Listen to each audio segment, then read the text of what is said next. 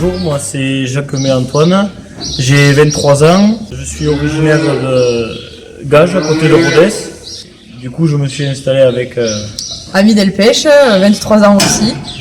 Et du coup, voilà, on s'est installé sur la commune de Mur-de-Barèze, sur les exploitations de Signalac et Fonteny, deux hameaux qui se touchent. Fonteny, c'est l'ancienne ferme de Bernard Guimonteil qui me l'a proposé pour que je la loue et que je l'exploite. Ami avait aussi le projet de s'installer sur Signalac. Et du coup, on a fait le choix de s'associer. Du coup, on s'est installé en GAEC depuis le 1er janvier 2023. Pour arriver à l'installation, le parcours scolaire, donc pour moi, du coup, j'étais à l'école primaire à Gage, là où je suis né, là où il y a mes parents. Après, j'ai fait le collège à Rodez. Pour le rugby, je suis monté au lycée à Aurillac et c'est là qu'on s'est rencontrés. Moi, j'ai été scolarisée du coup sur Mur-de-Barèze, vu que je suis originaire d'ici. Après, je suis allée du coup à Aurillac au lycée aussi pour la section équitation, vu que je suis aussi passionnée de cheval. Et ensuite, est venue l'idée de reprendre l'exploitation familiale, donc de mes grands-parents.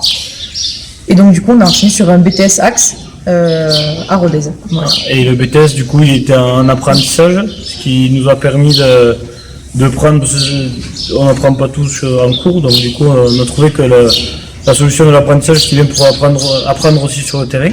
Moi, j'avais fait mon apprentissage sur le Vézou, en brebis laitière et en vache allaitante. Ça a duré 2 ans, ça a été une bonne expérience. Et ensuite, moi, après le BTS, j'ai passé mes pleins de poids lourds, en alternance aussi. Et j'étais parti sur une ferme, mais là, Cambovin. J'ai fait mon apprentissage ici, du coup, pour aider mes grands-parents. Je m'appelle Émilien Soulin, du coup j'ai 40 ans. Je vis sur l'exploitation qui est située à Aurieux, à côté de Nigresser, sur les 2 communes de Thérondel et de Mur-de-Barèze. J'ai 2 enfants, de 4 et 2 ans, avec ma compagne Fanny. Je suis installé depuis le 1er octobre de l'année dernière avec ma mère en GAEC. J'ai remplacé mon père dans la société. On n'a plus de salariés avec mon arrivée. Et, donc voilà, pour l'instant, je suis en association avec ma mère, avec le projet qu'elle puisse elle aussi prendre sa retraite. Et avec la réflexion de continuer seul ou de trouver une autre personne avec qui travailler. Donc la question est ouverte. Donc j'ai été avant chargé de mission, principalement en fait au parc naturel régional de l'Aubrac, où j'ai participé à sa création et puis à ses premières années de fonctionnement. J'ai travaillé 8 ans au village d'Aubrac. Quand j'ai eu mon projet, n'ayant pas de formation agricole, j'ai décidé de faire un BPREA pour acquérir un certain nombre de compétences et avoir des éclaircissements sur un métier que je pensais connaître parce que je me fréquentais au quotidien avec mon père. Mais voilà, c'était chouette de pouvoir acquérir de nouvelles pratiques, de nouvelles connaissances sur ce métier-là. Et puis ça permettait de faire, on va dire, la transition entre mon activité professionnelle de chargé de mission auprès des collectivités principalement et ce futur d'agriculteur. Donc j'ai fait ce BPREA à la DPSA, dans les locaux de la Chambre d'agriculture à Rodez. Je me suis installé dans la continuité de mes parents. C'est une exploitation donc bovin-viande en race Aubrac où il y a 80 mères. C'est un système basé sur le potard et la reproduction, donc principalement sur les femelles. Alors je m'appelle Aurélie Soulas, j'ai 32 ans et je me suis installée en avril 2021 à Trionac sur la commune de Taussac. J'ai fait une formation agricole. Ensuite, j'ai été pendant 7 ans chef de culture dans les grandes serres de tomates avant de m'installer. Donc j'ai créé l'entreprise toute seule. J'ai monté les tunnels et pour les monter, bien sûr, j'ai eu un peu d'aide avec quelques bras. Une petite exploitation de 2,8 hectares qui est très petit pour l'équipe région. 4000 m² cultivés. Donc j'ai fait le choix de m'installer en maraîchage diversifié. Ce choix a été fait parce qu'il y avait très peu de maraîchage dans le coin. J'ai converti la prairie qui était là avant en bio et donc depuis cette année j'ai le label. Donc, j'ai fait le choix de faire de la vente directe sur le marché de Murs, à la ferme et avec des paniers sur commande tous les jeudis. Et aussi je vends sur une AMAP à Vic-sur-Serre et dans des petits commerces locaux. Là actuellement je vis sur l'exploitation. Ça me facilite le travail quand il y a toutes les astreintes d'ouverture, de fermeture des serres au printemps mais aussi à l'automne.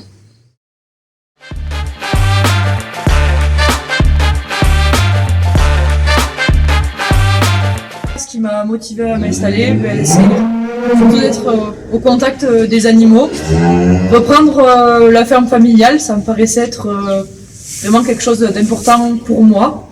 Et de pas être, de me sentir bien chez moi. Et du coup, ma motivation de m'installer, l'occasion s'est présentée, du coup, je me suis installé. Mes motivations, c'était d'avoir quelque chose à moi, de ne pas travailler pour quelqu'un, de travailler pour soi et d'être un peu plus libre de gérer son temps et de concilier mes passions et le travail. Et sachant qu'en étant hors cadre, j'avais rien, d'avoir quelque chose, c'était quelque chose d'important pour moi.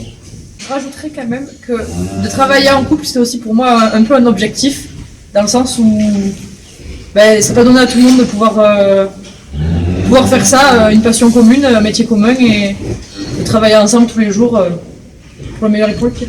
Mes motivations à l'installation, ça a été de concrétiser un investissement sur le territoire. C'est vrai que depuis de nombreuses années, que ce soit moi ou Fanny, on a envie de faire vivre ce territoire du Carladès, du Nord-Aveyron, de l'Aubrac de manière générale. Et on s'y investit dans nos carrières professionnelles antérieures. Et là, le fait d'être installé dans la maison de mes grands-parents, à 2 pas de l'exploitation, ça a été le déclic pour franchir le pas. C'est toujours quelque chose qui quand même m'a intéressé. J'avais toujours ça un petit peu dans le coin de ma tête. J'avais vraiment envie de faire quelque chose avant, d'être éleveur aux paysans. Donc ça a été fait. Et, la famille, les enfants, étant là, ça a permis d'avoir ce projet-là, de le concrétiser et de pouvoir montrer qu'on peut continuer à vivre sur ce territoire, à être agriculteur et qu'il y a un avenir à ça. Et ça, c'est ma motivation, c'est peut-être des motivations un peu militantes, mais c'est ma manière de me projeter dans mon projet agricole, quoi. Alors j'ai choisi de faire ce projet parce que je voulais faire quelque chose qui correspondait plus à mes valeurs, c'est-à-dire produire des légumes sains, bio, de saison, qui n'était pas le cas là où j'étais, et dans une région où il y avait très peu d'offres en fait, et les gens avaient plus de besoins là-dessus.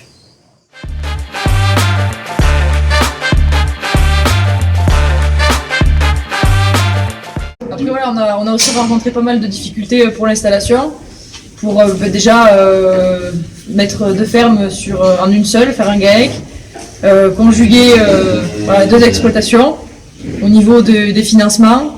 En plus en étant hors cadre, familialement ça se fait mieux quand même, mais il faut aussi qu'il y ait l'intention de céder et la bonne intention de reprendre, mais sinon c'est vrai que c'est un peu compliqué à mettre en place. Au niveau des difficultés qu'on a rencontrées pour l'installation, ça a vraiment été les démarches administratives, savoir où il fallait qu'on s'adresse, qu'est-ce qu'il fallait qu'on fasse pour commencer le parcours. Une fois que ça a été fait, on s'est dit bon, ouf, c'est fait, et en fait il y en a encore beaucoup plus qui s'ajoutent derrière. Donc ça c'est vraiment la plus grosse difficulté qu'on rencontre, c'est ça, c'est l'administratif, que ce soit pour le cheptel, pour le sanitaire, pour le GAEC, enfin tout, il y en a beaucoup et il faut s'y tenir, c'est un travail à part entière pour le coup, on ne travaille pas que dehors. Et après ça a été aussi au niveau des banques. Oui, au niveau des banques pour avoir les accords et tout ça. Puis une fois qu'on a eu les accords des banques, on a dit c'est bon, on va se lancer, on va être plus tranquille, mais non. Et du coup, c'est ce qui est intéressant de travailler à deux. Quelqu'un de nous deux qui reste un peu au papier et quelqu'un qui travaille dehors. On a aussi la souplesse d'avoir du coup ses grands-parents et Bernard, que si on est un peu coincé, on peut leur demander et ils viennent sans hésiter, ils viennent avec plaisir. Donc du coup, c'est agréable d'avoir cette souplesse en s'installant comme ça, parce que je pense que quelqu'un qui s'installe vraiment tout seul, la première année, il doit la trouver longue avec tous les papiers qu'il y a et ça doit vraiment être compliqué. Et sur la transmission, je pense qu'on a aussi l'avantage de ne pas être tous les deux hors cadre, qu'il y ait mes grands-parents qui aient la volonté de transmettre et de nous aider. Ça, je pense que c'est le facteur qui a fait qu'on a pu s'installer. Sinon, aujourd'hui, si on était tous les deux hors cadre et qu'on devait tous les deux acheter les vaches, louer le terrain et acheter le matériel, le stock de la première année, ça aurait été impossible. Je peux dire, moi, je regrette, je ne peux pas être jeune, déjà. Et ils ont la chance de reprendre deux exploitations à peu près viables aujourd'hui. Demain, je n'en sais absolument rien. Il faudra peut-être s'adapter à d'autres horizons, on ne sait pas. Il faut rester ouvert à tout. Pas qu'au métier de paysan, ce qui est certainement regrettable, parce que je pense que la société en pâtira. Voilà, il faudra faire attention aux paysans, il n'y en a plus assez. Je dirais d'abord, effectivement, on est heureux, ça ne peut pas être autrement. Après, pour nous, cette année, il y a un événement unique. Ils ont le même âge à s'installer fermiers que nous, il y a 55 ans. C'était ce 23 mars. Mais nous, on s'est installé simple, à l'image de la génération de nos parents, oncles, tantes et même nos grands-parents. C'était simple. On rentrait fermier, on payait un fermage en accord avec le propriétaire et on se lançait. Aujourd'hui, eux, ils ont le même âge mais avec une installation qui est franchement très difficile à mettre en place. Déjà, il faut plus d'une année. Voilà, moi, tout ce que je leur souhaite, c'est la santé. Et ce que je voudrais surtout, c'est que les vaches, dans notre zone de moyenne montagne, puissent continuer à manger les prairies naturelles qu'il y a ici. Parce que nous, c'était simple à notre époque. L'herbe et les feuilles, elles mangeaient le gaz carbonique pour nous rendre l'oxygène dont nous avions besoin. Mais tout était simple, c'était, voilà. Mais ça, c'est compliqué. En 55 ans, 2 générations. Je pense que ce qui a compliqué les choses, c'est l'administration, tout simplement. Elle est devenue, le millefeuille, il est insupportable, quoi. C'est tout. Voilà, donc avec Marie-Pierre, on est arrivé à l'âge de la retraite. Je pense quand même qu'on a fait ce métier dans une région qu'on aime beaucoup. On trouve très belle. Moi j'ai toujours aimé les vaches et la prairie. Et malgré un peu l'environnement de la société en général, les inconvénients qu'on pourrait avoir avec notre métier, non, ça n'a jamais été le plus important. Le plus important, ça a été de vivre dans ce milieu, de faire un métier qu'on aime, avec aussi un environnement encore assez favorable pour le faire. Et donc on a été aussi très heureux de trouver un remplaçant qui a 23 ans et qui croit en ce métier, qui je pense il voit les mêmes avantages que nous. Quand même, un métier où on est encore indépendant, un métier où on a encore un peu la liberté d'entreprendre, malgré évidemment beaucoup de contraintes administratives. Et puis voilà, quand on aime les animaux, quand on aime la prairie, c'est quand même le plus important. Et je crois qu'aujourd'hui notre repreneur, avec sa compagne, ils ont le même enjeu que nous. C'est ça. Les difficultés à l'installation, elles sont pas nombreuses. Elles sont peut-être un peu comme tout le monde administratives. C'est vrai que c'est un peu un parcours du combattant de pouvoir réaliser des formations et puis pouvoir, voilà, on va dire, osciller entre les différents papiers, etc. qu'il faut pour arriver au bout. Après, l'autre difficulté, c'est vrai que ça fait le lien avec la prochaine question, c'est la projection sur comment on fait de même pour assurer la gestion d'une exploitation quand même relativement importante, voilà, en termes d'entretien, etc. tout seul. Là aujourd'hui, j'ai la joie d'avoir mon père et au quotidien, au-delà de la joie de travailler avec lui tous les jours, c'est une aide qui est aujourd'hui précieuse et je lui souhaite et je nous souhaite qu'il puisse aussi passer à autre chose et c'est vraiment une envie qu'on a ensemble sans qu'il soit là au quotidien en permanence et la difficulté elle est de se projeter sur une manière d'être dans le futur, soit seul, donc en diminuant le troupeau, soit de trouver une nouvelle association. C'est vrai que la deuxième hypothèse me plairait davantage. Je suis relativement ouvert à me diversifier s'il faut pour intégrer une autre personne. Au niveau des difficultés par rapport à mon installation, déjà ça a été de faire comprendre qu'on pouvait faire du maraîchage même dans le Nord Aveyron, ce qui était pour certaines personnes de la Chambre d'agriculture irréalisable.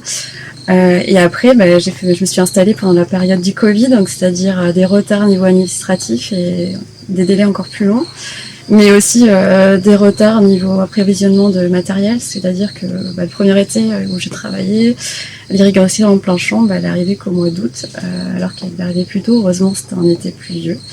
Pour m'installer, j'ai commencé mon parcours d'installation en allant à la Chambre d'agriculture.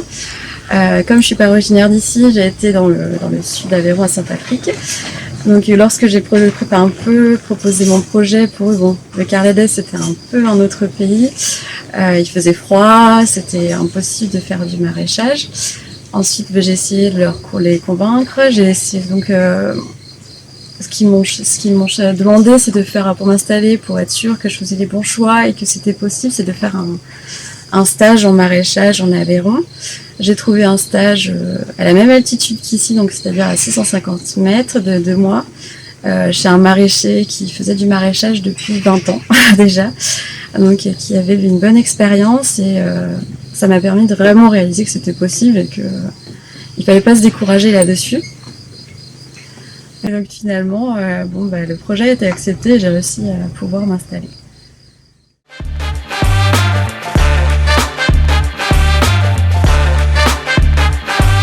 Nos premières joies, ça a été surtout quand on a vendu nos premières génisses et qu'on est allé les livrer. Ça nous a fait quelque chose de particulier, on était contents et fiers de ce qu'on faisait quand même. Et j'espère qu'il y aura beaucoup d'autres joies à venir quand même, parce qu'on commence tout juste.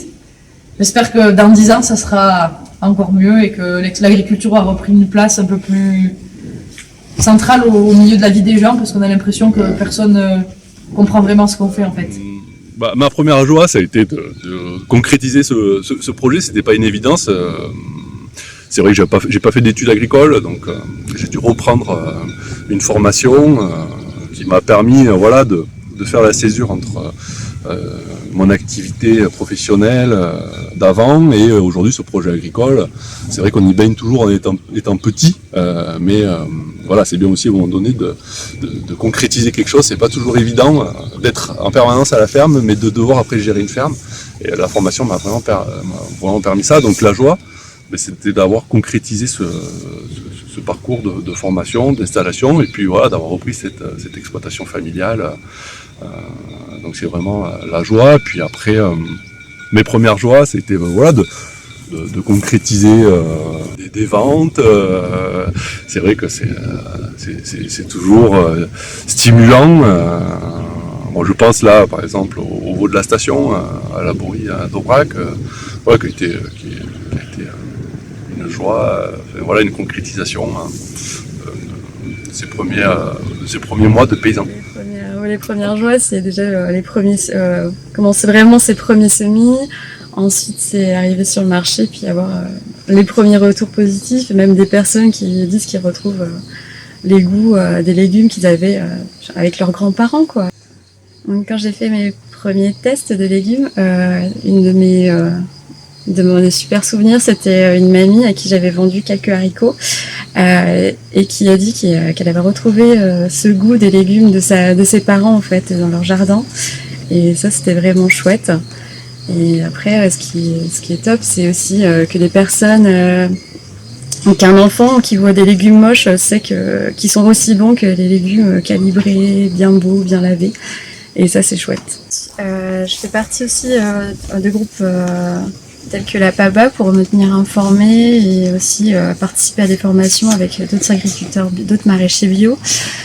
Et je fais aussi de la comptabilité avec la FOG, ce qui me permet de faire de la compta, mais aussi de rencontrer régulièrement d'autres agriculteurs pour échanger sur notre métier et sur les problèmes qu'on a chacun dans notre ferme.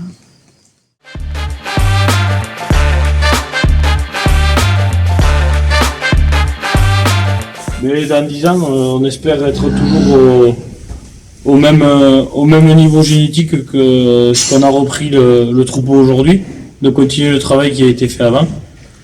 Et ça, on le verra que dans 10 ans, je pense que déjà on verra si on est toujours au même stade, et après si on peut vivre de notre métier, même si on en vivrait un peu mieux, et ça c'est pour l'ensemble de l'agriculture, si ça pouvait s'améliorer, ça serait pas mal.